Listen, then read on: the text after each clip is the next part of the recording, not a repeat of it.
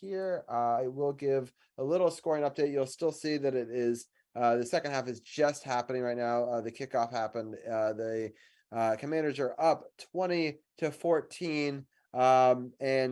Champ, feel free if you see a moment that's very exciting. I know I'm behind you. No. I'm gonna keep myself subdued. Trust me, I've already been planning this. And when I found out you were delayed, I said, okay, I know I gotta just keep a poker face. All right. I mean, the other option is like we pause for a couple of seconds. Do you have a DVR? And then you would be lined up with me. I can do that too because I do have a DVR. Okay. Why don't you pause it and I'll tell you when the second play from scrimmage is run. Does that make sense? Yep. Go ahead. All right. So I'll let you know. So right now they've ran one play and we're going to try to time it. And the second play is. This is usually what me and Sif do for our watch alongs. I know I've watched you guys. All right. It's hiked. So now it's the second play. Okay. Good defensive play on second down, brings up a third and short. So I've got 4:15 on my clock. And I'll count down to 14 so you can get it. 14 and 9, 8, 7, 6, 5, 4, 3, 2, 1. So 14 minutes on the clock for anybody that wanted to sync with us. Welcome in SFX Pine. Welcome to chat. I appreciate everyone again for tuning in. So many people, not even a single raid, but a lot of people are tuning in for a very exciting episode of Sports on the Hill podcast.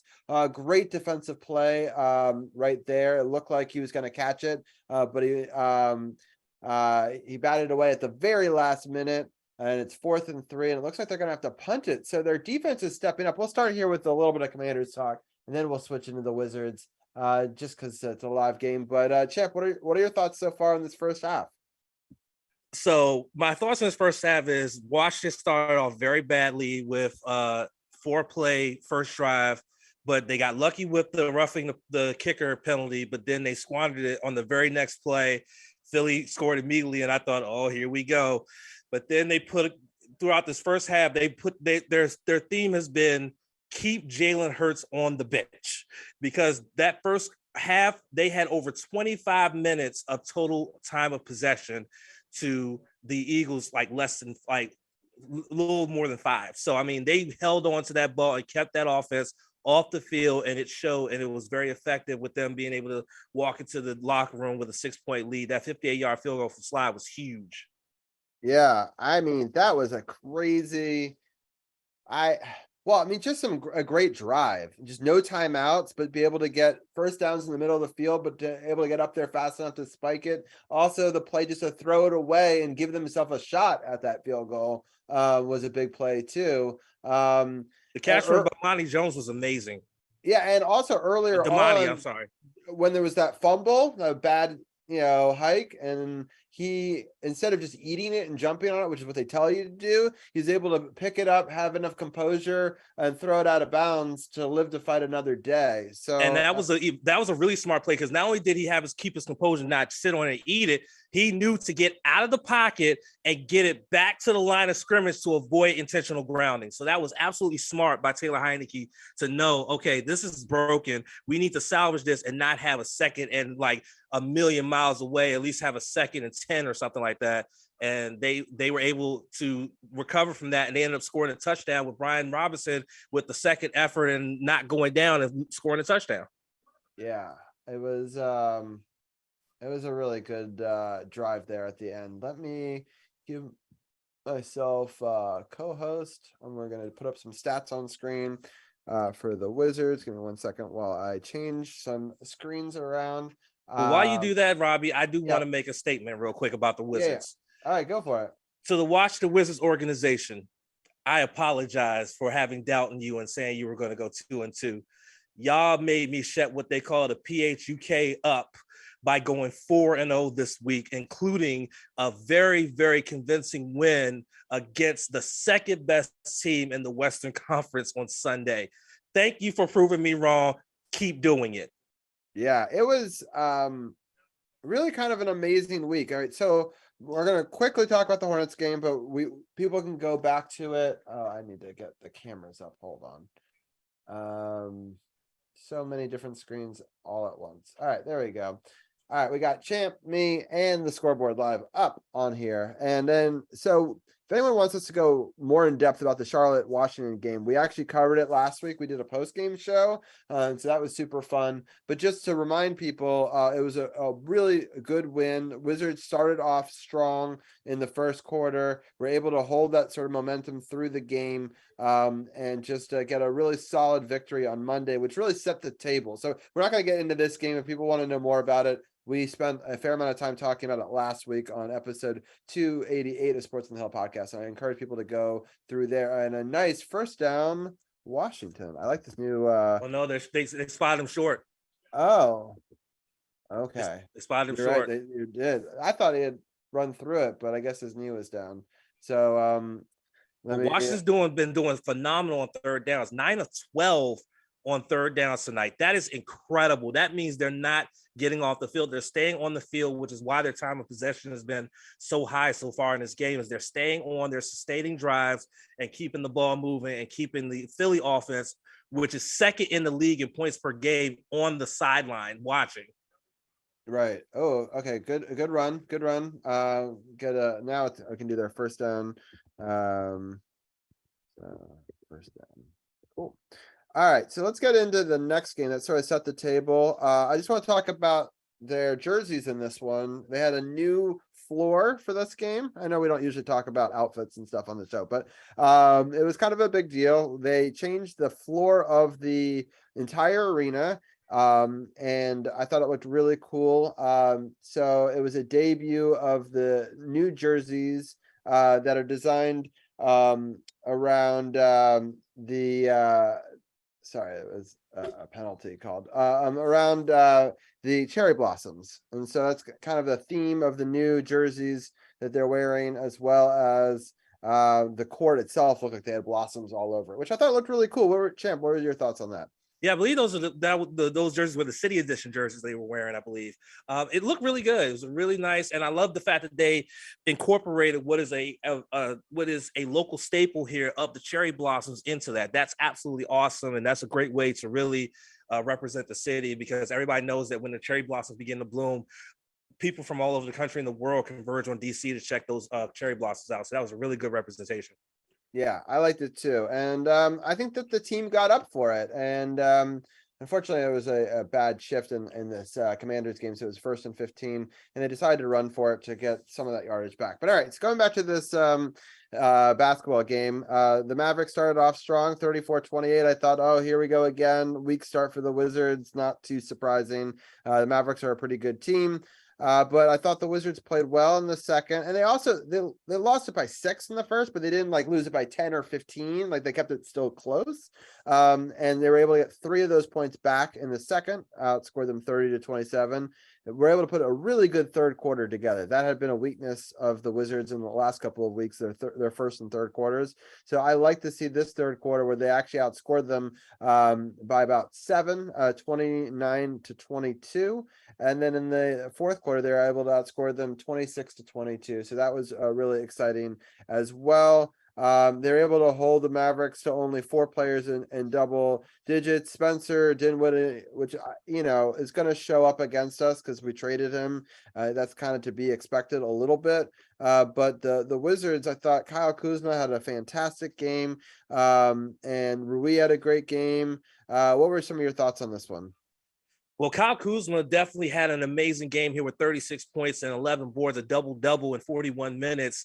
And I think the theme of this game is an old saying, is it's not how you start, it's how you finish. And they started off down by 6 after the first quarter, but then they just stormed ahead. And then in the second half, outscoring them by 11 points in the second half was the big difference, and then winning this game against a very competent Western Conference team in the Mavericks. You got a lot out of everybody here, and you couldn't ask for more. And so there you go. I mean, this was a good game. Rui had a big game. I know. That's why I stopped myself, Robbie. What a catch. Scary Terry with the big time catch. It's down the field. It's like a 40-yard throw. And that was on Darius Slade, who's one of the best corners in the league. And he's holding him. That should have been a flag if it wasn't caught. Like, they probably don't catch that, but Scary Terry just goes out. What a hell of a throw. Gutsy throw by Heineke, but he just heaved that thing, and Scary Terry just ran under it and got it. That puts him at the 17-yard line here. First down, Washington. That's why you pay Scary Terry the big bucks to be the number one receiver, because he goes out and makes plays like that. Yeah, for sure. All right. Sorry, we can keep on going. This is going to happen a lot when you have two Commanders fans, watching, while we're talking Wizards. But that's the whole point of tonight's show, is a live watch along, and we celebrate a perfect week for the Wizards. So, by the way, for those who are listening, you're not watching. Both me and Robbie are rocking old school Washington jerseys. He's rocking Santana Moss, and because the run game is doing so well, I decided to put on my Clinton Portis jersey. Yeah, and so is that a all-star Clinton Portis jersey? I'm trying to figure out what that one is. It's an alt black one. An alt black one. I don't know if I've ever even seen that one. That's cool. Yeah. All right, so it's a run end around, gets to the. I think it's going to be a 1 yard shy of the first down there, but that's a nice run play out and around. It sets up 3rd and 1, which is, we were talking last week with Dugenet about how they needed to try to get it in the 3rd and manageable, and I thought they'd done a better job of that so far in this game, where they were really struggling last week with it was 7+ a lot of time on 3rd down, which is just hard to convert in general. So it's we're right now 11 for 14. They're probably about to call a timeout. They're probably going to call a timeout. It's 5 seconds on the play clock. We'll see if they can get it off. 4, 3, 2. Nope, they got it off. Nice play. Run up the middle. I love the call. 3rd down. There you go. Keep the clock running. 1st and goal. And this is what you need to do. They did a bunch of this early on in the season. Remember, these longer drives, you just kind of got to wear them down and make sure that our defense has time to rest, and their offense is off the field. So it's a nice play. It's this was the Commanders' MO last season. Late in the season was having long, sustainable drives and keeping offenses off the field, and that was their key to some of their success late in the season. It wasn't a lot of success, but they were able to do something with it. Yeah, so there it's 10. Oh, okay, nice. I like it. I like the cut right there. He saw nothing on the left side, cut back right a little bit, got a couple extra yards there. It's gonna be 2nd and goal for Gibson. I agree. This drive is now over 7 minutes, 11 plays, and that's huge. Right now, time of possession is 30-7 right now currently in this game. Now, we know that they're going to have some drives here in the second half, but you can tell that the Eagles fans are getting worried, right? There's kind of a nervous energy in the stadium, and that's what you want with an undefeated team. Make them feel a little uneasy here, and we just got to find a way to complete it here. So 2nd and goal. It's okay. That's a smart play. He was about to get sacked, and he just kind of throws it away a little bit there in a place where no one's going to get it. And it sets up 3rd and goal. We're going to keep it here for the 3rd and goal. Pines here saying, did they get a home run? That's this is going to be a big 3rd down play here, because they could either convert it for a touchdown or they could take 3 points. So, I mean, they got to do something here. Yeah, do smart, though. I mean, absolutely. Throw it away if you don't have it, but you got to get something out of this, right? We've driven for too long. So I think that they're going to do, not surprising. No, they didn't play smart. Yeah, they did. Well, that's not the end of the world. Do you know what I'm saying? Like, don't throw it into double coverage. That would have been the bad play. Just eat the sack and live to fight another day and try to go for the field goal. Let's see if there was anything open here. So Gibson needs to go and needs to block. Wide open. Yeah, there's somebody on the left side of the route too that's open. That's what I was pointing out. Somebody on the left side was wide open, but at the same time, the line didn't give him a lot of time. They were in his face too quick. It's fine. Oh my God, you take the points. I was just getting very nervous saying that, because it was like that was almost a missed field goal attempt. So I like how he makes the 58-yarder look easy, but like That one was a bit of I held my breath for a moment there. And I Yeah, was like, but oh, he didn't get a lot of. He got some help from his holder trust way because it was a high snap, but he got it down good enough for him to make the kick, and luckily it was a short enough kick, a short enough distance. He was able to make it. But if that was at least 5 yards longer, he misses. That misses to the right. I know it's Tress Way. What an MVP, right? To have a punter and a holder of his quality, like just something we can't talk about enough, I would say. So, all right, well, let's go back to this basketball game while we're in a timeout here. But what are we started to talk about the game? Let's break down some of the overall stats of it here. But what I was pretty impressed that we were able to put up 48%, 40 from three, 19 of 20 from free throws. So I mean, all these points really matter against a team of Dallas's quality. Absolutely. I mean, you go to the line one less than them, but you make 6 more than they did. Those 6 points, you look at the margin of victory was that not like 9 or something like that. You look at the margin of victory, and those 6 extra free throws were a big difference in them winning this basketball game.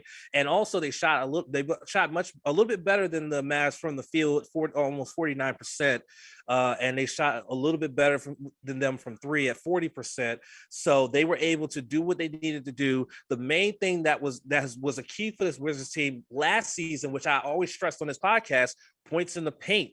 52-36 shows you that they're really good inside the paint because they have a very good front court with Porzingis and all these other guys and Kuzma. They know what to do in the paint, so you got to use that. But they were able to do everything right in this game to win, and that's why we started the week off well. Even we started off well with the Hornets game, but then we continued it with this one.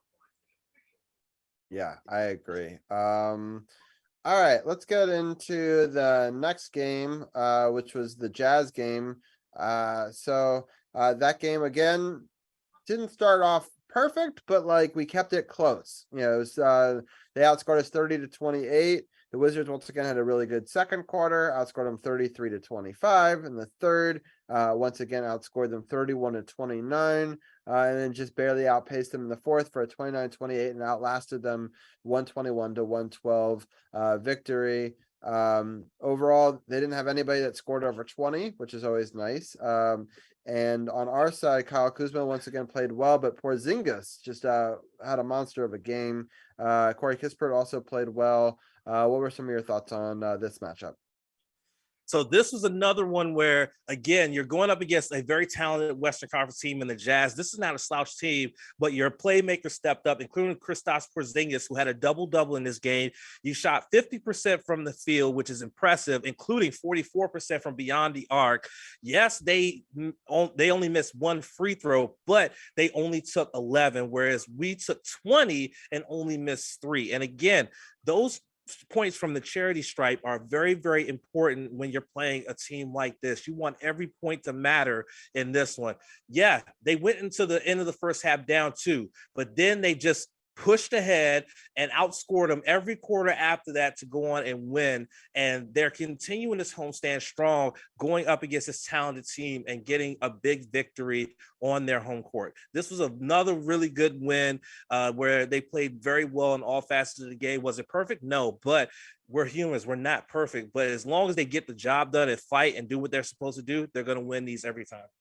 Yeah, I was impressed. 50% from field goal, 3-pointer, 44%, and they made 17 out of 20 free throws. But the other thing was they only committed, or the other team only had 11 free throws. So they didn't commit a ton of fouls, which I think is really underrated, but important in a game where it was as high scoring as this was, because you foul them more, they can make up that difference pretty easily. So I thought that was really good. And I don't know, just overall, just a really great game. They outscored them in points in the paint as well. Again, only 14 total fouls in that game. So really a good, just all around team victory for them. And then, sorry, pull up this other menu again. Let's get into the rematch against the Grizzlies. So last week we lost to the Grizzlies on a Sunday at 6 o'clock. This week we beat them on a Sunday at 6 o'clock, which I thought was a nice little bit of revenge. In this game, the Wizards outscored the Grizzlies 23-19 in the first, so they actually outscored them in a first quarter. It was tied. Both teams scored 32 in the second. And in the third, the Wizards outscored them 27-23 and outscored them by 2 in the fourth, 20-18 for a solid 102-92 victory. Again, no players on the other team scored more than 20 points. And for the Wizards, Porzingis had another really solid game. He scored 25. Avdija, Denny, 21 points for him. And then we had a bunch of other players in double digits as well. But I just thought their defense was what won them this game. The fact that they held a pretty good Memphis Grizzlies team to under 40% shooting from the field and only 92 points, and they only 10 free throws. So once again, not committing too many fouls, 15 personal fouls in this game. We didn't do so well from the free throw line ourselves, though, 52%, but we were still able to make more free throws than they were, and we were able to put up we were able to score 19 of 40 from three, so that's solid as well. So what were some of your thoughts on this game? Well, I gotta say, like, this was a really big game for Denny Abdia, scoring 20 plus points. It's very rare to see that kid score 20 plus. So when it happens, it shows why they drafted him so high and brought him in here, is because he's a very talented player. 21 points at 34 minutes is a well done for Abdia. Kuzma didn't have a good game scoring, only 9 points, but he did have 11 rebounds. Porzingis played well with 25. You had it like five players in double figures in this one. So that was really good. You had good scoring all around. And as you said, Robbie, defense played well, holding them to under 40% shooting from the floor. That's a good recipe for being able to get your revenge after that team embarrassed you on your home floor just the week prior. So great win for the Wizards, absolutely great win, and it gave them their 4-game winning streak. And this is a really, really strong performance by the team. I agree. Just a really good opportunity. Oh, wait, they hold them there. Yep, That was a really good play just to contain there. So, the Eagles made a first. Quickly got themselves in a good position for a second down. I thought that Hurts was going to run for a first down. They forced him to go wide. He still cut up field, but 2 players met him right at the point of attack. They were able to hold it here to a 3rd and 1, minute 34 left in the third quarter. They were driving. They're really close on the 24-yard line of Washington. So we'll see here. It's a power run. They get it easily. So it'll be first down. Eagles here. But this is the moment where the Commanders have got to bend and not break. They've got to find a way to keep them out of the end zone here and hold them to just a field goal. So yeah, right now they've been able to keep them under their current average of close to 30 points per game, which is the second highest in the league. They only have scored 14 so far. So as long as they, as you said, bend but not break, I think they can win this game. I think Carroll's bold prediction of them being the ones to end their undefeated streak might come true if they can continue to play at that bend but don't break style. Right. So it's a shuffle pass, kind of a lateral move. Ends up getting them about 4 or 5 yards. It'll be second down. Let's talk about the week upcoming, or the week ahead. So we play the Thunder on Wednesday at 7. We play the Heat on Friday at 7, and then we play the Hornets once again on Sunday at 6 o'clock. That Heat game, November 18th, if you're going to, is the exciting. I believe it's the game where the big three are coming back together in Washington. So if you're a big fan of Gilbert Arenas, like I was, that's very exciting. Oh, they had him in the backfield, but they let him go. It's just Miles Sanders is a really, really talented and hard runner to bring down. He is really, really powerful and shifty. So that was just him just being so good at what he does. They had him in the backfield. It's so frustrating. It's the end of the third quarter with the Eagles here driving. Right now, the Commanders are still up 23-7 14 going into the fourth quarter. I don't have the best feeling about this game still, champ. That's why I'm not like, I don't know. I just, it's tough. I wish we were up like a little bit more.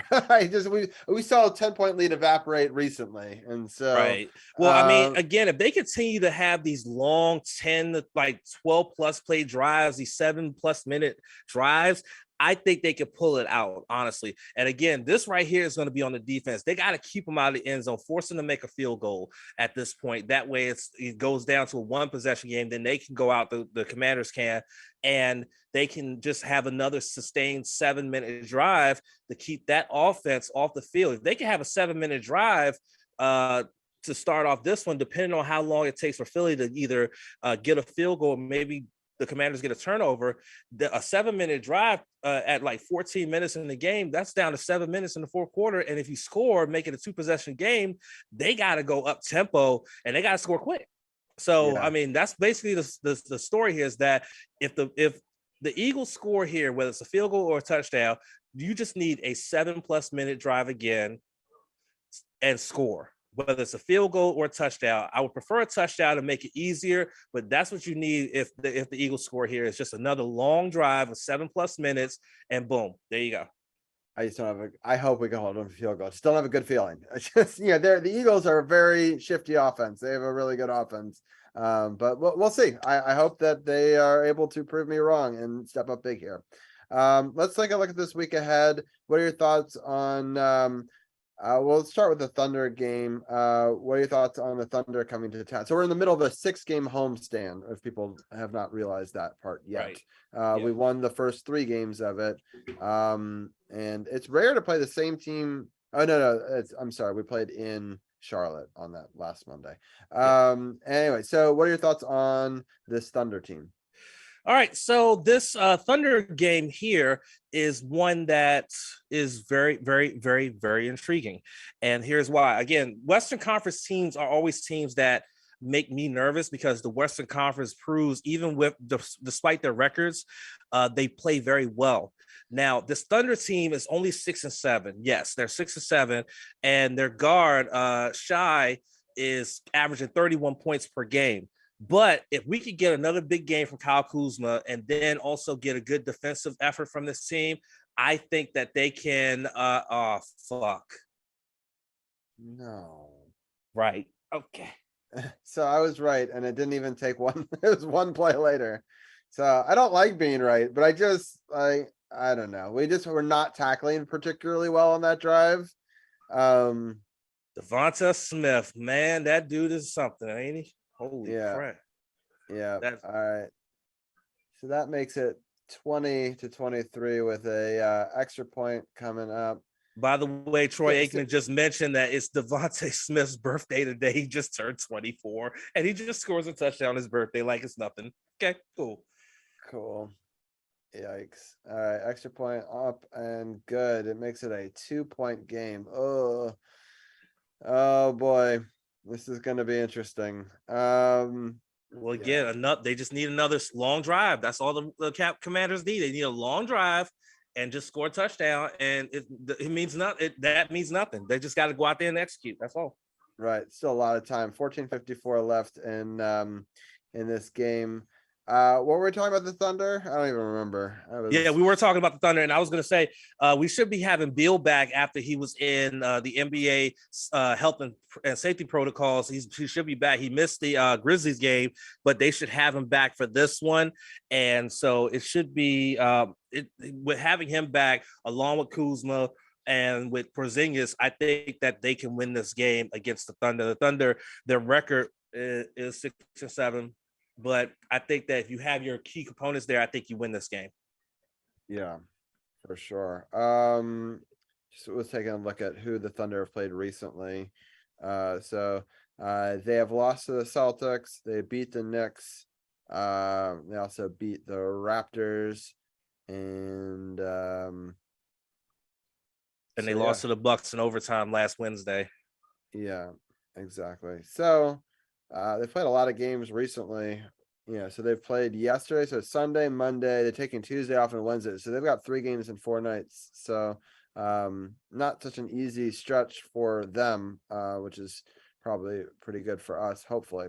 What are your Absolutely. thoughts on this Heat Wizards game? The Heat have always played us really tough lately. They beat the Hornets twice in a row, and before that today they actually beat the Suns by 1. And then they lost to the Trailblazers last Monday. And what are your thoughts on the big three returning for the Wizards, kind of being reunited for the celebration? I think that having the Wizards big three in the house for that game should give this team a lot of motivation to get up for this game. And this is going to be the final game of this homestand. So, what better way to end off this nice lengthy homestand than have the big three in place? But you also have to contend with Jimmy Butler, who is averaging 22 points per game so far this season.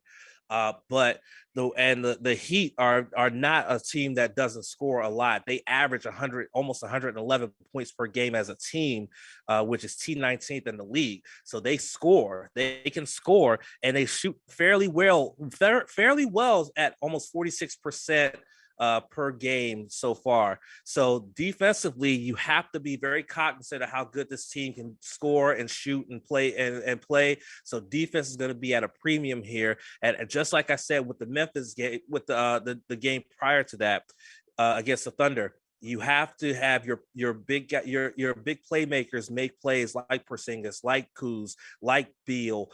Those guys got to play. Denny Abdia's got to start stepping up as well. Rui's got to step up as well. Those guys have got to step up and do what they have to do in order to make this a winnable game. And this is a winnable game because the Heat are currently sitting at 500. They're at their 10th. What? Do you just see So, that stat? Sorry, Devontae yes, Smith is the first player in NFL history to score on his birthday 2 seasons in a row. that's crazy. His 23rd and 24th birthday, he scores touchdowns. That's crazy. Yeah. Wow. If he does nothing else in his career, that's going to be the one thing that's going to be on his resume, is that he's the only player in NFL history to score a touchdown on his birthday in back-to-back seasons. That's crazy. That is pretty epic. All right, let's quickly go over the Hornets.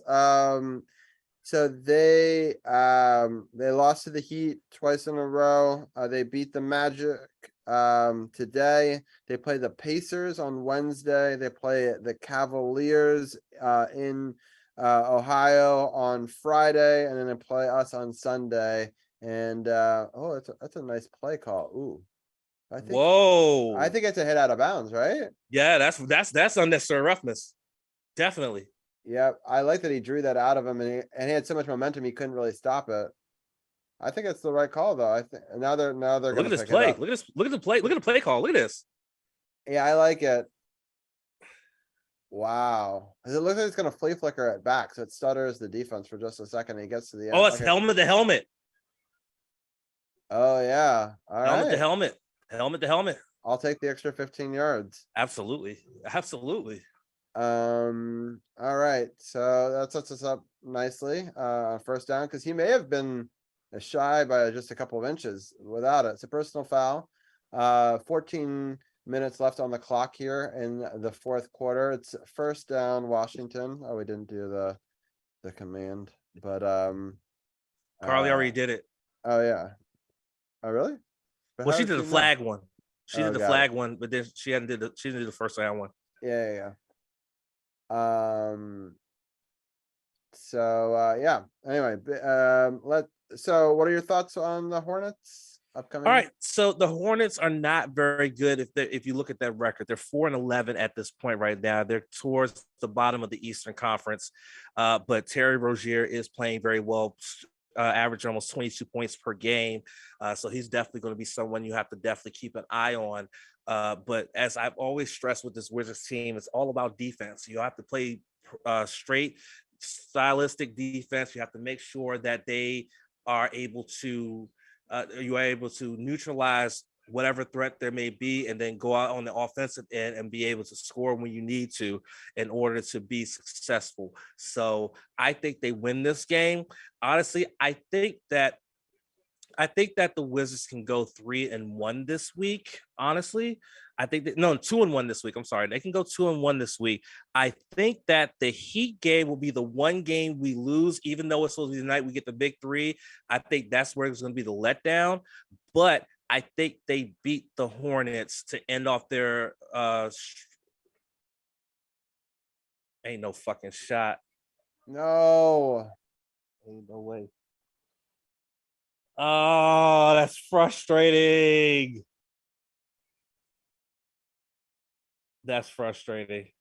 Interception by the Eagles. He's got to not throw that there. It just sucks because they were driving and they were taking time. They just Yeah, that was a bad play by Taylor. He should have looked off the safety. Like Troy Aikman just said it. He should have found a way to have the look off the safety so the safety goes on the right side, and then you take that shot. And then because Terry had the corner beat, he had the corner beat, but the safety was right there. That was just a bad. That was just a bad. What bad also throw. sucks is Gibson was making a good break on the ball in the under route, and I feel like he could have faked the deep route and gotten to him below it if you saw it, because it cleared out for him, right? Because two people went with Scary Terry, but he didn't see that. He went for it all. Yeah, like I said, Troy said it best. He said, if you look off that safety, honestly, you look off that safety, he makes that throw, and Scary Terry is like deep in Eagles territory with a first down. Instead, we're talking about a turnover, a failed drive, and now it's time to sweat. Yep, this is what I was worried about. But yeah, I don't know. It's very frustrating, this team. But anyway, I think that you're right. I hope that we're able to win 2 out of these 3 for the Wizards. But it's going to be an interesting week for sure. But I mean, this team is riding a high, going like on a 4-game winning streak. But here's the problem though, Robbie, is that we saw how brilliant this team. We saw the start that this team had last season, and then they just fell all the way off and couldn't recover.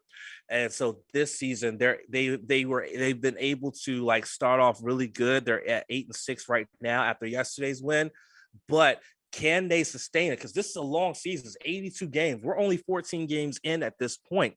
They have to be able to sustain this, play up to the teams that are better than them, and play even more up against the teams they're supposed to beat.